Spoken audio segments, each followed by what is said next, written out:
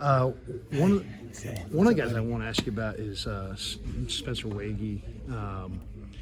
Just what do you think of him so far? And do you look at him as an end, as a tackle, as a combo? How do you see him? Right now, Spencer's doing a really good job.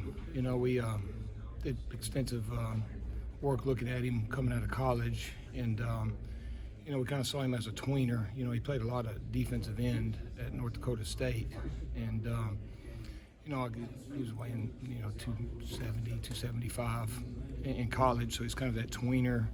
Our ends, we have very few of them that weigh 275, and our D tackles are a little bit bigger than 275, so we kind of wanted to see, kind of how he'd fit. And then we looked at his pro day numbers and some of the numbers on his weight, as he was training, for the NFL, and he got up to 290 pounds, and so we kind of saw him more as a D tackle fit for us, with the way our D line is constructed. Our ends are, anywhere from 255 to, usually at the heaviest around 270. There's our outliers in there like Eric Armstead. So we did some Zoom interviews with him and kind of gauged his interest on being a full-time interior player.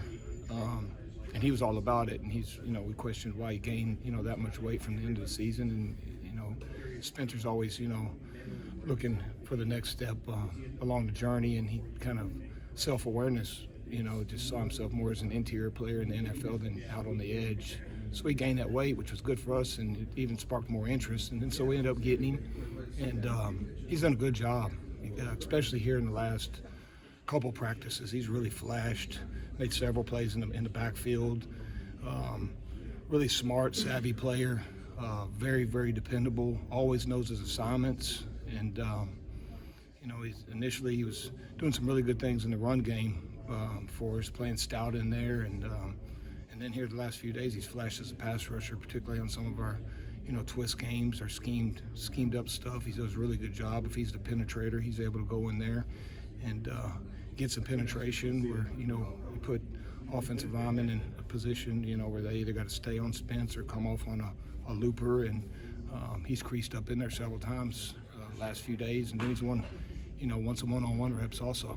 Yeah, he's done a good job, yeah. and one of a great effort player for us. Just kind of sets a tempo, with that third group right now. With the effort that we want those guys playing to down the field. He's always involved in perimeter plays, just running out of the stack, and so he's doing a really good job. Taco Charlton, one practice, he looked good in the one-on-ones. He got a sack in the 11-on-11.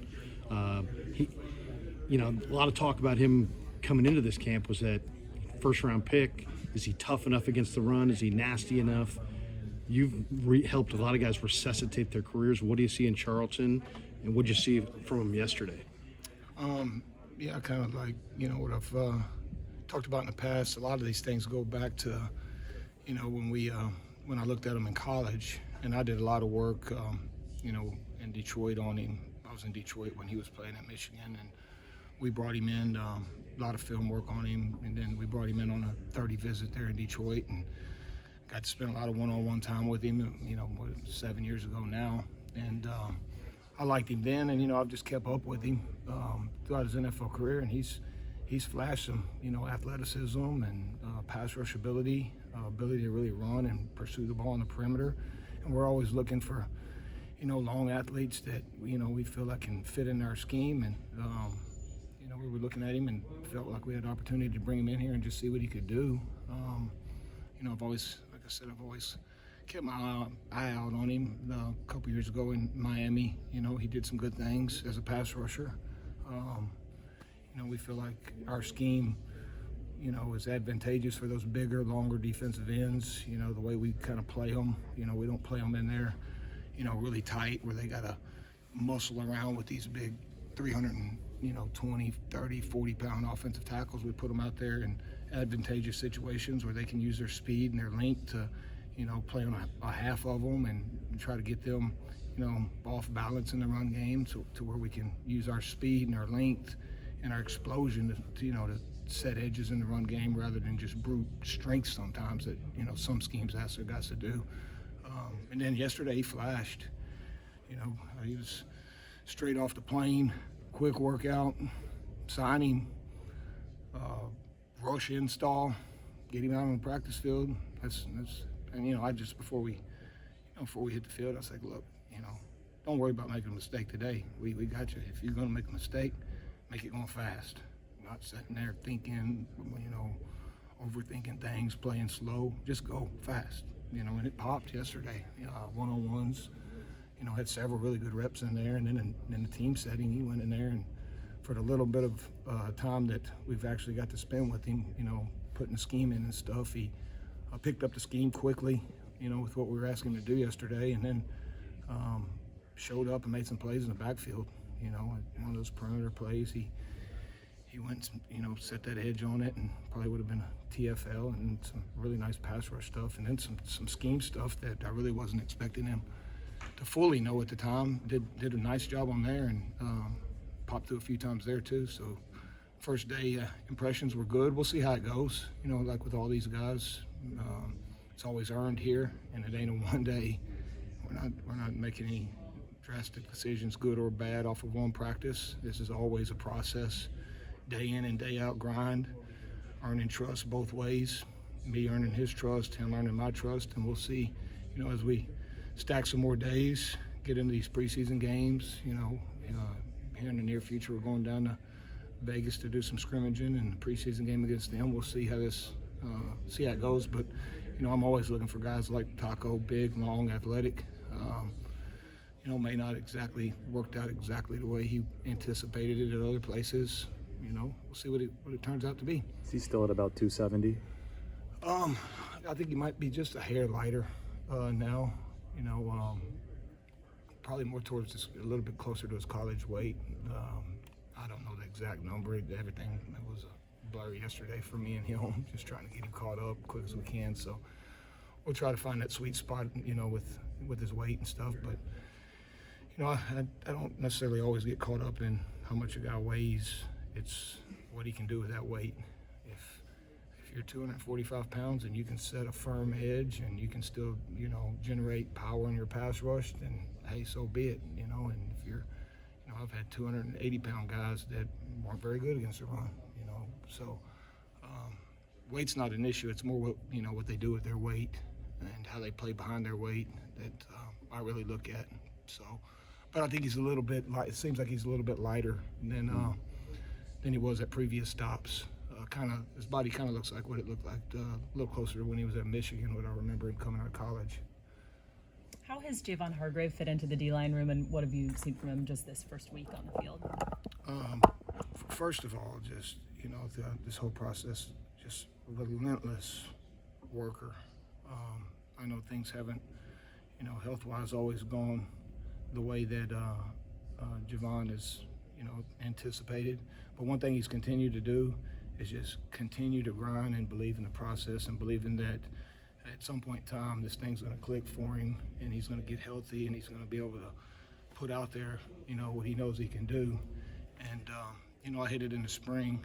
That was, Javon had already stacked quite a few days, probably more days than he had ever consecutively been able to stack, during the OTA process, during the offseason, than he had ever been able to stack ever since, he hurt his knee in that Dallas game, his rookie year. And now it's just continued through camp. And he's stacked days. Every single day he's been out there. Every single day he's been able to take his full allotment of reps that we have scheduled for him. And he's really, really, really doing a good job. Now you're starting to feel the explosiveness in his, the frame that he has. And, coming out of college, we've seen that explosion. You're feeling that explosion and the power that he can generate down in and down out. And it's a testament to the work that he's put in. I'd be shocked if there's a player in the NFL that's consistently put in, day out work like Javon has to get himself in the position that he's in now.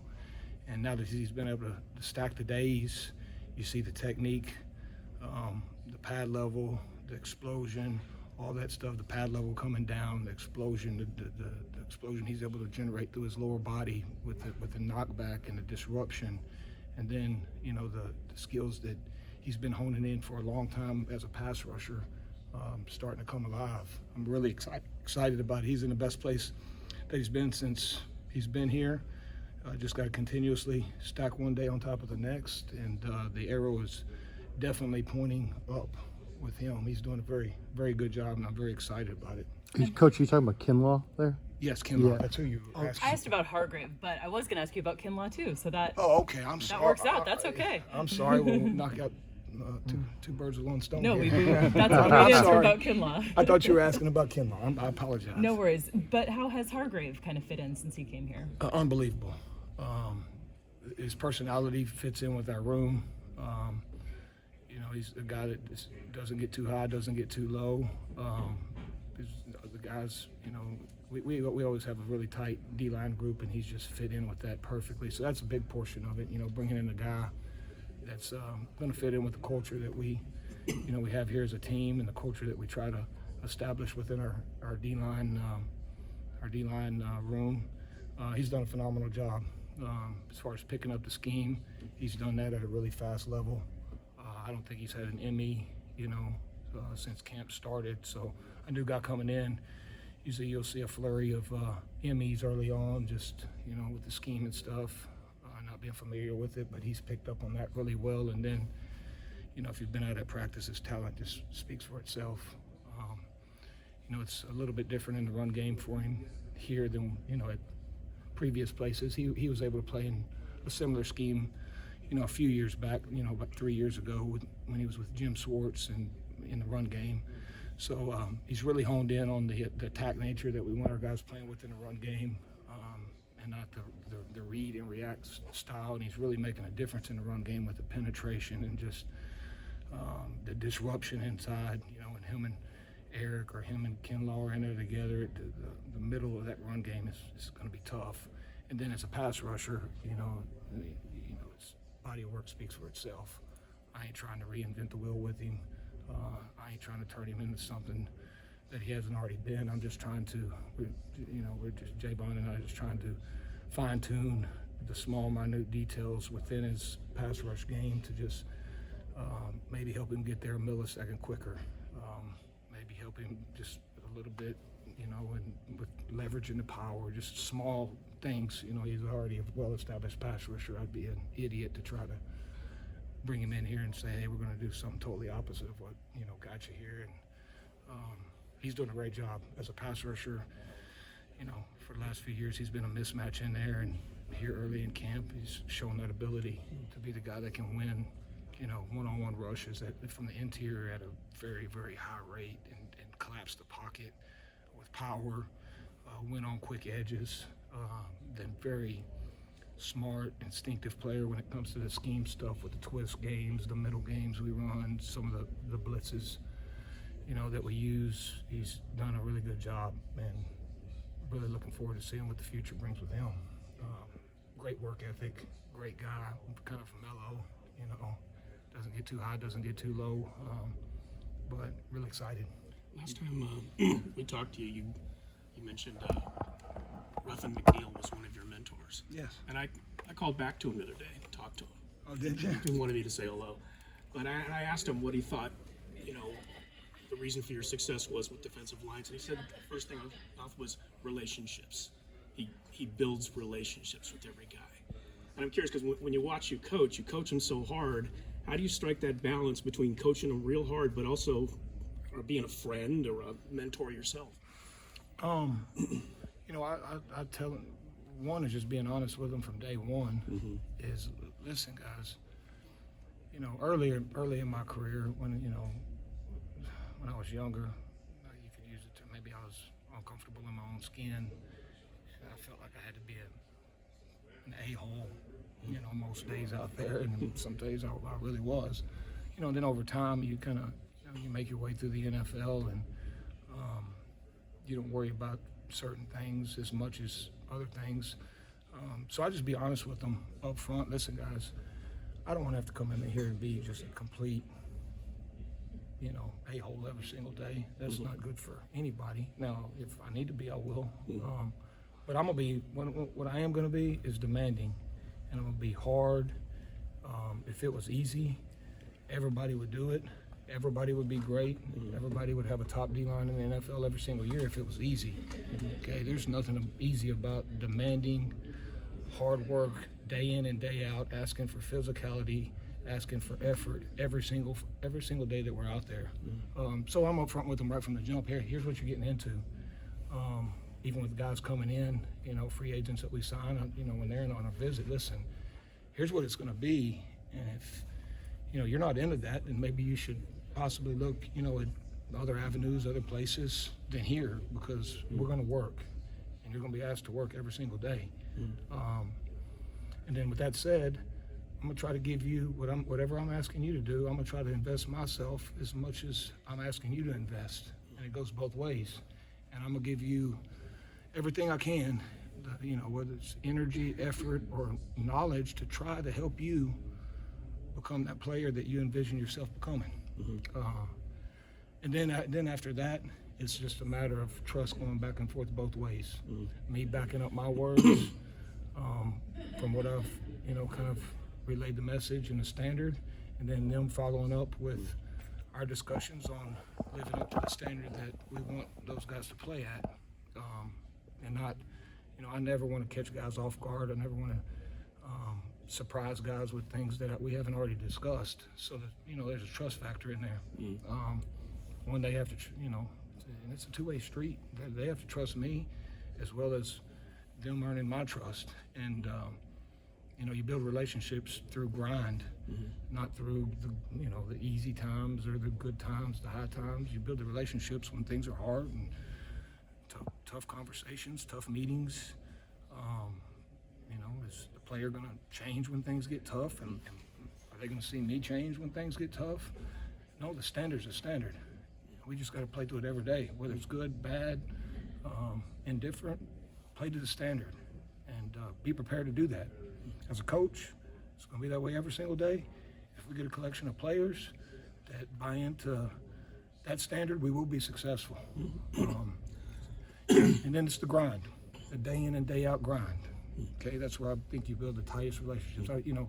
I have to be hard on them, but with hard, when guys do well, they also need to be, they need to see that, hey, this is the way I want it done right here.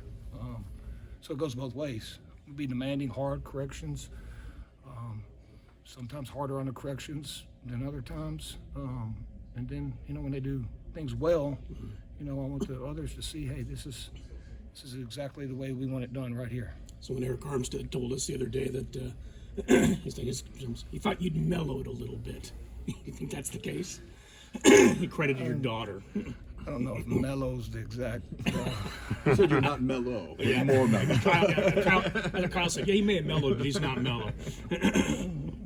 I've never associated myself with the word mellow. Maybe slightly more calm than I used to be. I might be, in the past, used to be a little bit more on edge. Maybe slightly harsher. Slightly harsher with some of the corrections of bad things on tape, or bad things that I see at practice when I was younger. When I was younger, some of these guys were, the Kerry Hiders, the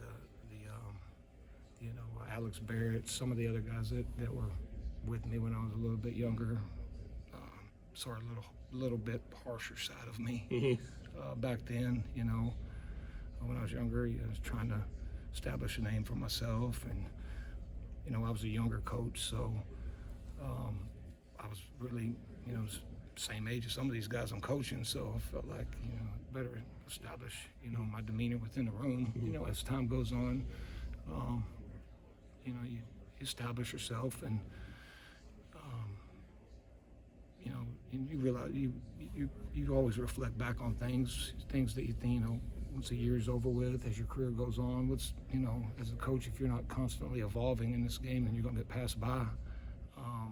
So after every year, I sit down and I write things down that I thought went well, and things that may look at tweaking and changing, and and to be honest with you, with the guys we have here, we don't have a whole lot of guys that aren't very driven individuals. that are going to be, doing things blatantly wrong for me to really get really upset with. We have good guys, and I went back to the ownership here, Dr. York, Jed, all the way through John and Kyle. We do a lot of extensive work on, one, the athlete that we're getting, but then secondly, the type of people that we're bringing in here. And since 2019, there's a reason why we've been able to win a lot of games. And talent gets you to a certain point, but then the character of the talent starts to shine through in the toughest moments.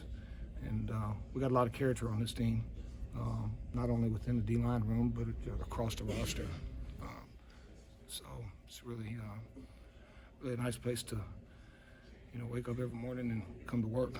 Speaking of driven individuals, and maybe it's asking you to nitpick a little bit, but when a guy like Bosa's coming off a season like he had, how can he take another step? Is there another step to take?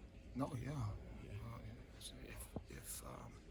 And I've relayed this to Bosa and any great player that I've been fortunate enough to coach. If you're not constantly trying to find that next level of success or the next level of getting better, then you're just going to get content with where you're at, and then you're going to see your play fall off, and then you're going to wonder why it's falling off if you're not internally driven to continuously try to get better at things, and as Nick's the defensive player of the year and all that stuff, but there's still things that he can continuously grow and get better at. And as soon as you stop driving to get that little bit better, then, like I said, you're going to see yourself level off and then fall off, and then you're going to be sitting there wondering, why ain't I the NFL Defensive Player of the Year anymore? Well, there's reasons why. Now, with that being said, a guy like Bosa, he has to, train the way he trains and go about his business the way he goes about his business, basically get that much better. Whereas a younger player, okay, they're grinding, they can get that much better in a year. And it's very tough to go about your business 365 days a year to get that much better. Okay, so it's the special individuals that are willing to do that, to get a small portion better, to take their game to the total next level, and then you're talking about guys that enter the Hall of Fame, the guys like, John Lynch and guys that are Hall of Famers that are willing to continuously, year in and year out, work your butt off day in and day out to just get a small portion better, and that's where Bosa's at right now. From your perspective, what are the things that gets him there? Just small things, hand placement, leveraging the blocks, playing the game within a game. Just constantly evolving his film study on different players, and continuously working his rush repertoire on different guys. I've seen Nick grow, from college to at Ohio State, where they teach a repertoire of moves there, and Nick mastered them and got really good at them. And then in the NFL, he gets here and tackles set him differently, and guys are going to try to take one thing away to force him to go to another thing, and just being able to in-game from the film study that he's done and the experience that he's got in the NFL to be able to feel what a guy's doing to him and be able to, to counter that as quick as possible so it doesn't, go into 2 quarters of a game. I haven't made this adjustment, where he's now, hey, here's the way this guy's setting me. Here's what I need to do to not allow him to do that, and be able to quickly get that fixed, and then it's over with, and the guy can't do that the rest of the game, and not take, a couple quarters to adjust, or the next week, hey, we're watching this film, Nick, if this continues to happen to you, here's what you got to do, so he can't do that anymore. Just think, small things. Yeah. Hey, One from a coaching standpoint, how big has it been for you to just see Javon Kinlaw on film repeatedly, multiple days, full practices, to be able to identify where he can get better and help him? Since I've been here, one of the more gratifying things, just because of the work that I know that he's put into this thing. Injury's a difficult road, guys, and they're away from the team, they're away from everything they want to be a part of, and it's hard. And I've watched him just try to, as bad as things have seemed for him at times, just stay true to the process that, hey, one of these, eventually this thing is gonna, the light at the end of the tunnel is gonna show up, and I'm gonna be able to go out there and be a big part of this. And, as I was saying earlier, this is very gratifying for me because in my mind, I'm just thinking if we can just get this knee right and he can stack days and continuously work on his technique, and all that, I know the player that he can become. But, there's been roadblocks along the way, and it's been difficult for him to go through, but no one understands the amount of work that he's put in behind closed doors. I just can't, say that enough. And, since OTAs, the early stages, I talked about Drake getting here early, in February. Well, one guy right beside Drake was Javon Kinlaw, here since February, and just working on a bunch of different things to try to just help himself be able to get out there and stack those days. And this has been, up until this point, the most that we've been able to stack. He stacked the whole off season, didn't miss a day in there, didn't miss any reps. And now that we've started camp, he's been out there every single day taking his full allotment of reps, and now you're starting to really see the player that he can become. We just need to keep stacking days, stacking reps, getting a little bit better every single day. But you see his lower body starting to come alive. You see the power, really the explosion and the power, and then the lateral. I mean, I'm sure y'all seen some of the plays at practice where he's been able to stick a foot laterally and go make plays down the line of scrimmage. The arrow's pointing up. We just got to continuously get a little bit better. But one of the more gratifying things since I've been here to see the amount of work that he's done and to see it start to come to fruition. It's very gratifying as a coach for me. Kris, will we see differences in the snap count? Because last year you had guys on the bench, or the second unit was almost as good as the first. You had 10 starters. This year you got a lot of greatness up front in your ones, but your twos and threes might not quite be at the same level. Do you think you're going to see the same kind of rotations, or do you think the number ones will wind up playing a lot of more snaps? I've always believed in a rotation with the way we want our guys to play. And like you said, it's a little bit different for every position and different games, different different demands that we feel like a Sunday's going to put on those guys. But with that said, we've always believed in depth, having a deep D line, and be able to come at guys in waves, because we want our guys playing. We want to be the best effort D line in the NFL.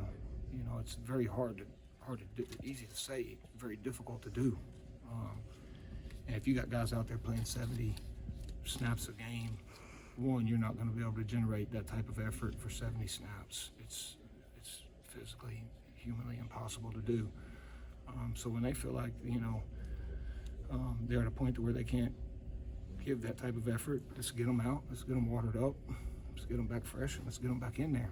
And then, as the season goes on, effort and physicality goes down, unless you're dealing with a primetime game where everybody gets up for those. But you look at the physicality and effort week 1, and then just plug on a tape week 17 before the playoffs start and just see what it looks like then. It's not the same. Week 17, we want to be playing with the same physicality and effort as you see week 1. And then in the playoffs, that's when we really got to hit our stride. If we're fortunate enough to get there, that's where we really need to hit our stride, and it really show up then. So if we wear our guys out with 70 snaps the first unit, but 70 snaps a game through a 17-game season, I promise you they won't, late in the year when it's money time and it's time to go win big games and position ourselves in the best position we humanly possibly can to enter the tournament, they won't be ready to play to the standard that we want to play at. So we believe in a rotation. We're going to wave guys through there. Different games will be differently, the amount of guys that we have available each week goes into that. So there's a lot of things that go into it, but we're going to roll guys. We have talent here. We believe in building depth, and we believe in playing that depth. Do you have to lobby? Thanks, Coach.